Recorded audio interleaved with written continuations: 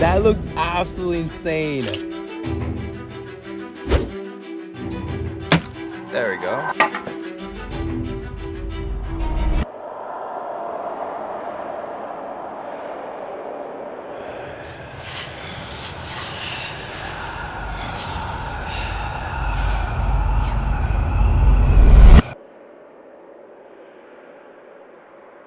Yeah, you guys are right, and I feel the exact same. If there was only somebody that could help us out with that. Of course, for today, we're going to be finishing up the amazing interior for this car. But before we even do that, there's something we must do, which you already saw in the beginning. And what better way to do so with some KW suspension. This car desperately needs suspension. As you guys have seen, it bounces up and down, and I literally cannot drive it anywhere just because it's very, very sketchy. Okay, so here I believe we have the ST suspension, which is made by KW coilovers. So I just have to say, before I go any further, if you want to get these set of coilovers, or just check out their website, I will link it in the description, because these are the quality coilovers you want in your sports car, your project car, your daily driver, everything. You want to stick with KW. And in case you're wondering, no, the ST suspension is not new. It has actually been around since 1979, I believe. Either way, this year is their 45th year anniversary. And under here, sheesh. Oh my goodness, there's no way. Oh my goodness, you're reading that right. That says Need for Speed E46. That is such an awesome touch. That is so awesome. On this car, running the ST XTA version of these coilovers. We went with the M3 option since we plan on changing to M3 rear-end in the near future. And these coilovers are just incredible. The fronts include camber plates, which allow for a precise adjustment of the front camber. They also come with adjustable dampers, which allows the driver to fine-tune the suspension setup for various driving conditions, built with the highest of quality materials to withstand hard driving and longevity, which we're going to be needing once we put the big motor in here. They also come with brand new sway bar links. And as you can see up front, there's a dual spring setup. This maximizes the suspension travel, enhancing stability and performance, ensures consistent spring tension. It also improves the ride comfort. Overall, these coilovers are absolutely amazing. So let's go ahead and start the whole process of putting them in the car. And funny enough, I've actually never installed coilovers on a BMW. So this should be fun, right? Before putting the coilovers in the car, we make sure they're at the same ride height, and they're so much easier to adjust than other coilovers I've used, which I'll show you later on in this video.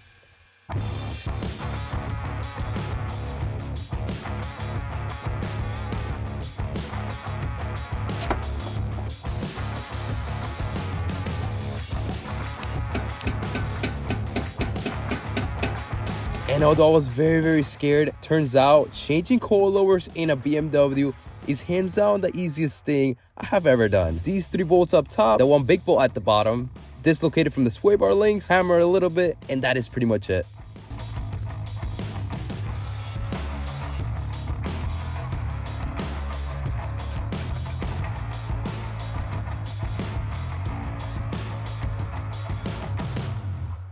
Ooh, look how good that new one looks in there. But to put the new one back is pretty much what we did, just backwards.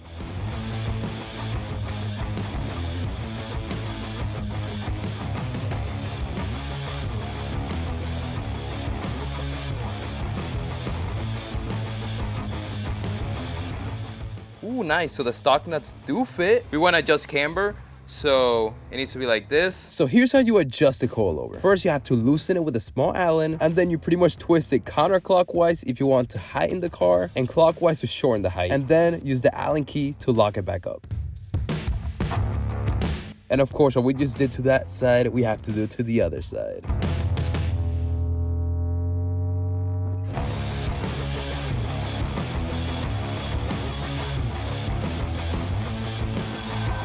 And in case many of you don't know, this is a Need for Speed Most Wanted tribute car. When I lived in Cuba as a child, I played the game non-stop. So it has been a dream built in this car little by little with no experience. Just a couple months ago, this is what this car looked like.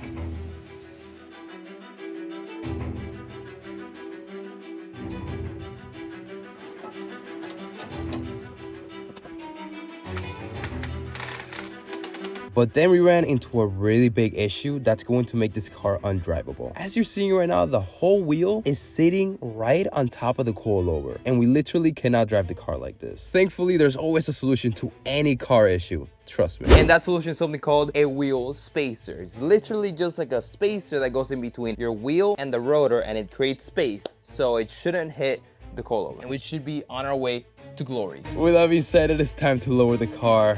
Whew, we've been waiting for this for so long. Here we go.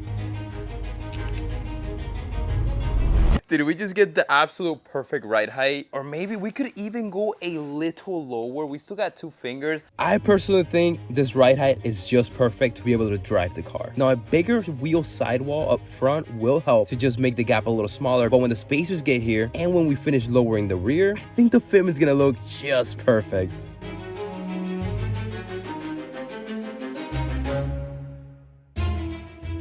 Now, though the front was really easy, I actually heard online that the rears were even easier, so I'm 100% looking forward to that. Some schmeat.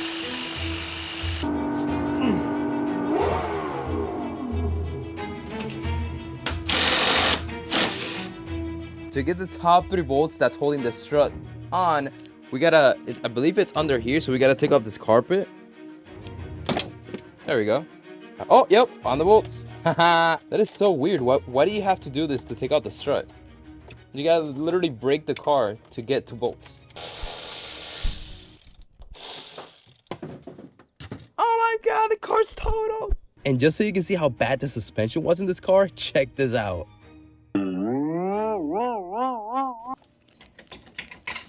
Boom, we got that. So I'm gonna put this on the top side.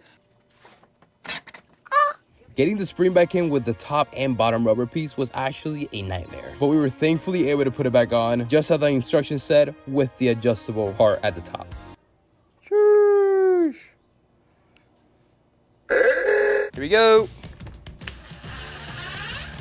I almost made a mistake. These do come with this big washer, which I believe go right like that.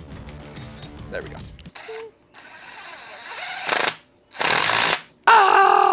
Now, there isn't really a sponsor for today's video, so in this video, believe it or not, we're losing money. And recently, a lot of you know this, but I've been going absolutely insane on Snapchat, posting everything, like everything. So if you want to be more up to date, I'm going to sponsor this video myself. Follow the Snapchat at RealDannyZ, and well, I'll see you guys there because I'm literally posting everything. And thank you so much for your support. It means so much to me. All right. Go, go. Keep going, keep going.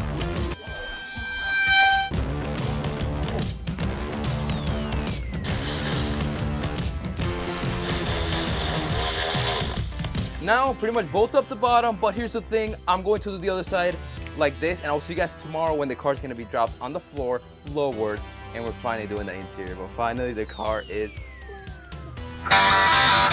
Here we go, moment of truth. Moment of truth. Is it gonna look amazing, or did we just do all this for no reason? Well, that's discouraging. Those were some very anticlimactic series of events. I literally expected the rear to be absolutely slammed, and it is not anywhere near how low I want it to be. But I will go ahead and figure out the rear by the end of this video. But there's something that is really waiting for us and has been waiting for us since the last video and throughout this video. It is time to finish up the interior. And we got a lot of incredible stuff to do. This might be by far my favorite episode yet. Starting with the steering wheel. I'm sorry, but if you're looking inside a race car, this is the last thing you expect to see. They got a horrible cover on this. It's called a body glove. I don't even... What are we doing? Getting the airbag off was an absolute nightmare. So I literally just took the easy way out, which I don't recommend, and I broke the steering wheel. Yeah, I'm sorry. Boom, that's the airbag. And now we have to gently make sure the...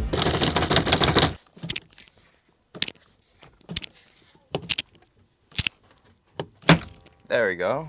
And do not worry, we're not going to be reusing this because I'm going to complete different route I have never done on any of my BMWs. Now that the steering wheel's off, we have to take something else on. Because there's one thing I love in BMWs, doesn't matter if it's a race car or old and whatnot, and that is technology. Ooh, we don't want this old shaggedy 1965 cluster. We don't want this anymore. One plug, two. See ya.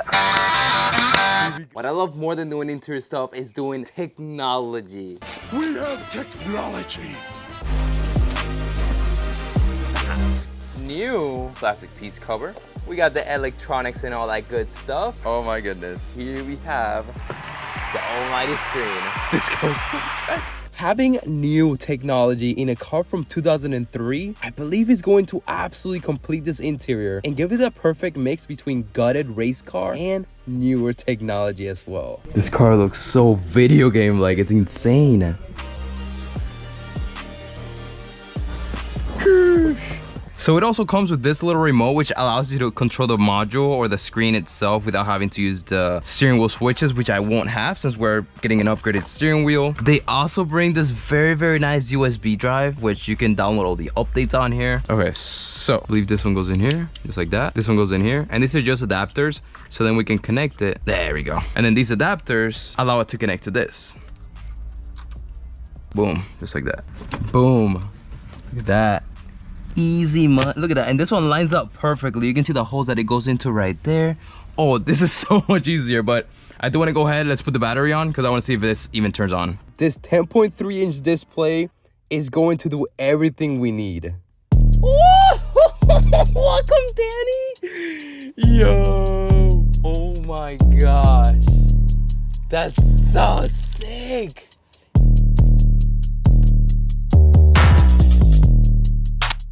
Bake that pop. Pull up, how about then I bake that pop. This is going way too smoothly, and I'm kind of scared now. Yeah, but it's going great. So now we're just gonna put everything back in, right? Yeah, the USB is hitting the back of the AC vent. So we gotta put this 90 on the device, and then we can connect this one here. You guys are about to see how amazing this is gonna look. Boom.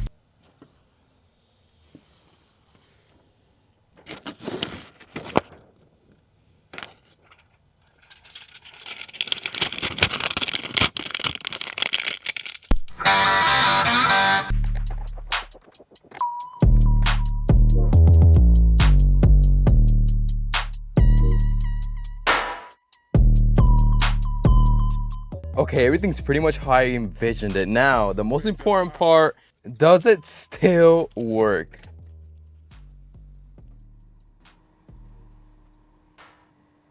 Oh, it does work, it does work. It took a little bit. Let's go!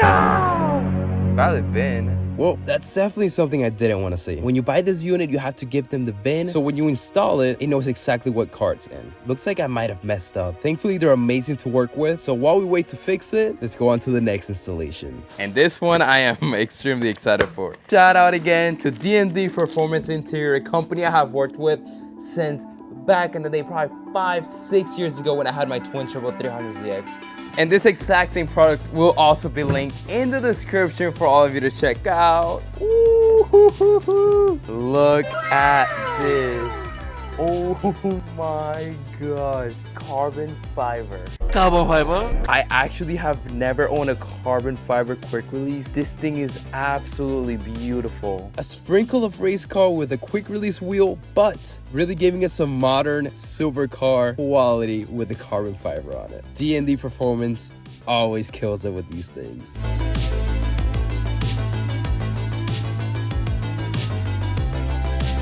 And if you didn't notice, just like the springs for the car, it is gray up here, which matches the car.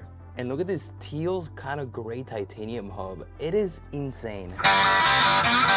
Now this does get pretty much as simple as it gets. This hub goes right there and it goes attached to the car with the nut we took before, and then the steering wheel goes attached to the hub just like that.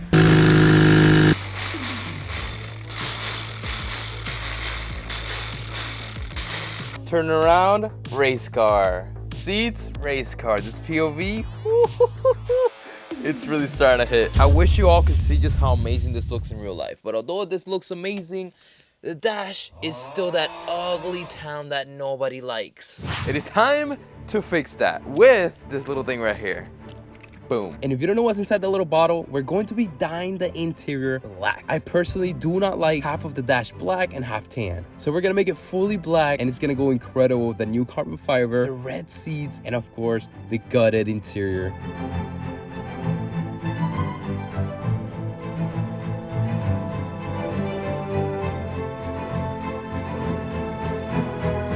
But I'm not gonna lie, this process does take a very, very long time. And I had to be sitting here with my #1 fan to make sure the dye dried quick enough for me to do multiple layers in the same day. But while it keeps drying, we got more carbon fiber to do. Here we have the highest, most realistic carbon fiber wrap on the market. And we have old, ugly wood interior. You mix both, and we're gonna have something beautiful. Wow, just look how real and amazing that looks. I absolutely love it.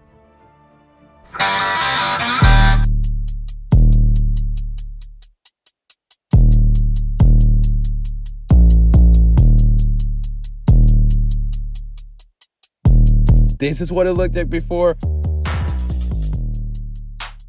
Bake that pie. And this is what it looks like now. Pull up, how about then I bake that pie. But we're not done just yet.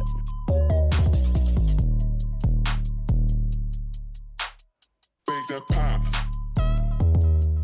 You know, my favorite thing about this channel, what drives me, what makes me so excited to make this video is that we're always trying new things that I've never done before. And right now we're doing yet another thing, and that is we're going to be flocking the trim pieces and other stuff you saw me taking out of the car. Now this is a flocking kit. So you can see it has little holes, and inside it pretty much has fibers equivalent to Alcantara or suede. It can be used for a lot of applications, but my favorite one of them is race cars actually use it on the whole dash, so there's no sun glare, and to be honest, it looks really, really cool.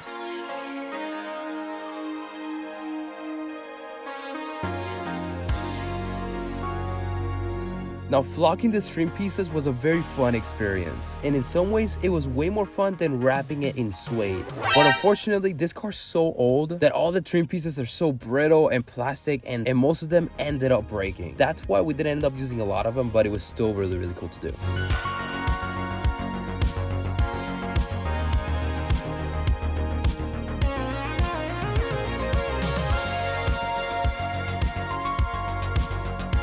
But something else we had to do was take off that ugly, disgusting tan rear headrest panel. It was a little difficult, but this just looks so much better.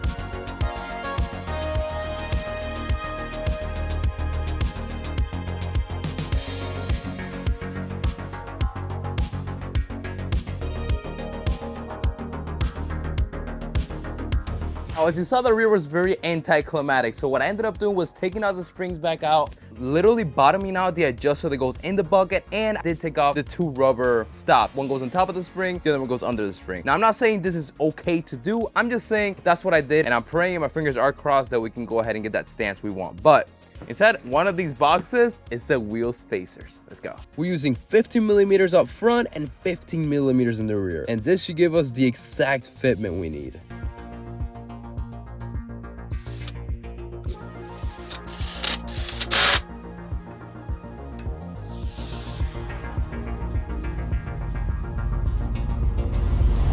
You know what?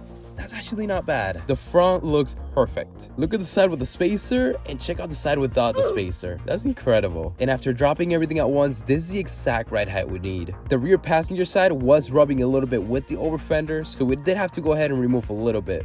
Look at that. Oh my gosh. What do you think? What do you think? What do you think? I love it. It's so like low. I can't get over how low it is. Right? It's so weird. You gotta do over the speed bumps and stuff. I don't know if we're gonna be able to get out of here. Are you worried about the speed bumps? Extremely. I don't think I'm driving this car ever. Look at that steering wheel. First of all, What you think? what color was this car? Yes, you remember, right? Like what color? I don't remember. It was tan. We got a screen. Yes. Is it gonna say hello? Hello. Duh. That is so cool. Right? 10 out of 10? 10 out of 10. You like the car or what? Yeah. Yeah, I know, right? Sick, right? That's what I thought. You wanna go for like a ride and stuff, you know? I'll take you for a ride. Wow. Take me wherever. Wow. So, this car is either gonna be amazing or it's gonna be a straight up tin can when we're driving. What I was the most afraid of was actually being able to take this car out of the house.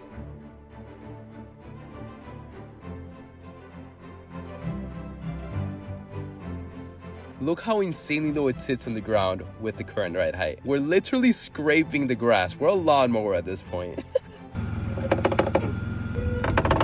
That is what you call really bad rubbing.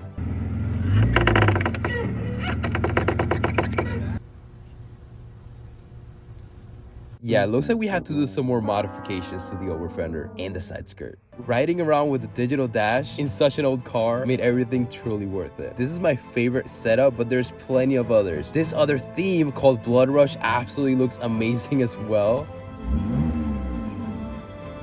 There's just so many things you can do, you'll never get tired of it. Same as this car, look how beautiful that looks. I cannot believe where we're at right now. This is where we started a couple months ago, and this is where we're at now. Who would have thought? Commitment, hard work, and just continue to do little by little at a time.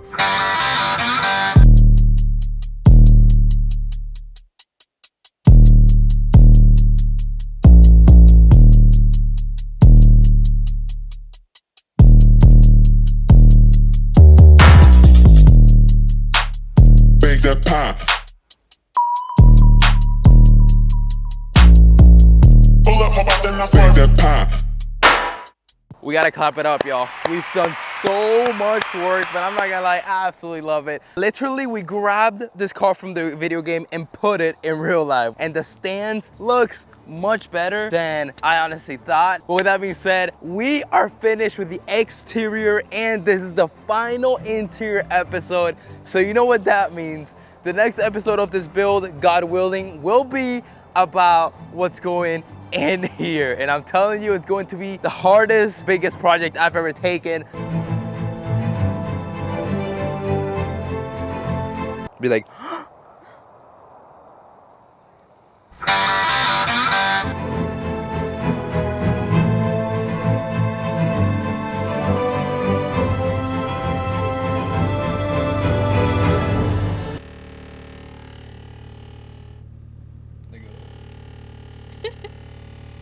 maybe this was a bad idea.